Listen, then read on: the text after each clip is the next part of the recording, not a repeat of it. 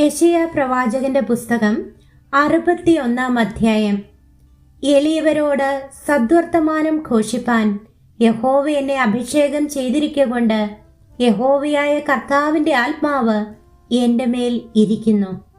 ഹൃദയം തകർന്നവരെ മുറി കെട്ടുവാനും തടവുകാർക്ക് വിടുതലും ബദ്ധന്മാർക്ക് സ്വാതന്ത്ര്യവും അറിയിപ്പാനും യഹോവയുടെ പ്രസാദ വർഷവും നമ്മുടെ ദൈവത്തിന്റെ പ്രതികാര ദിവസവും പ്രസിദ്ധമാക്കുവാനും ദുഃഖിതന്മാരെ ഒക്കെയും ആശ്വസിപ്പിപ്പാനും സിയോനിലെ ദുഃഖിതന്മാർക്ക് വെണ്ണീറിന് പകരം അലങ്കാരമാലയും ദുഃഖത്തിനു പകരം ആനന്ദ തൈലവും വിഷണ്ണ മനസ്സിനു പകരം സ്തുതി എന്ന മേലാടയും കൊടുപ്പാനും അവൻ എന്നെ അയച്ചിരിക്കുന്നു.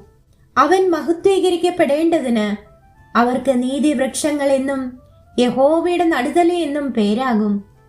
അവർ പുരാതന ശൂന്യങ്ങളെ പണിയുകയും പൂർവന്മാരുടെ നിർജ്ജന സ്ഥലങ്ങളെ നന്നാക്കുകയും തലമുറ തലമുറയായി നിർജ്ജനമായിരിക്കുന്ന ശൂന്യ നഗരങ്ങളെ കേടുപോക്കുകയും ചെയ്യും. അന്യജാതിക്കാർ നിന്ന് നിങ്ങളുടെ ആട്ടിൻ കൂട്ടങ്ങളെ മേയിക്കും. പരദേശക്കാർ നിങ്ങൾക്ക് ഉഴവുകാരും മുന്തിരിത്തോട്ടക്കാരും ആയിരിക്കും. നിങ്ങളോ യഹോവയുടെ പുരോഹിതന്മാർ എന്ന് വിളിക്കപ്പെടും. നമ്മുടെ ദൈവത്തിന്റെ ശുശ്രൂഷകന്മാർ എന്നും നിങ്ങൾക്ക് പേരാകും. നിങ്ങൾ ജാതികളുടെ സമ്പത്ത് അനുഭവിച്ച് അവരുടെ മഹത്വത്തിന് അവകാശികളായി തീരും. നാണത്തിന് പകരം നിങ്ങൾക്ക് ഇരട്ടിയായി പ്രതിഫലം കിട്ടും. ലജ്ജയ്ക്ക് പകരം അവർ തങ്ങളുടെ ഓഹരിയിൽ സന്തോഷിക്കും. അങ്ങനെ അവർ തങ്ങളുടെ ദേശത്ത് ഇരട്ടി അവകാശം പ്രാപിക്കും. നിത്യാനന്ദം അവർക്കുണ്ടാകും. യഹോവയായ ഞാൻ ന്യായത്തെ ഇഷ്ടപ്പെടുകയും അന്യായമായ കവർച്ചയെ വെറുക്കുകയും ചെയ്യുന്നു. ഞാൻ വിശ്വസ്തയോടെ അവർക്ക് പ്രതിഫലം കൊടുത്ത് അവരോടൊരു ശാശ്വത നിയമം ചെയ്യും. ജാതികളുടെ ഇടയിൽ അവരുടെ സന്തതിയെയും വംശങ്ങളുടെ മധ്യേ അവരുടെ പ്രജയെയും അറിയും.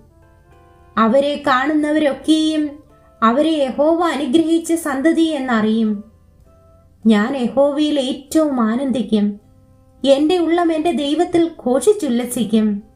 മണവാളൻ തലപ്പാവ് അണിയുന്നത് പോലെയും മണവാട്ടി ആഭരണങ്ങളാൽ തന്നെത്താൻ അലങ്കരിക്കുന്നത് പോലെയും അവൻ എന്നെ രക്ഷാവസ്ത്രം ധരിപ്പിച്ച് നീതി എന്ന അങ്കി ഇടുവിച്ചിരിക്കുന്നു.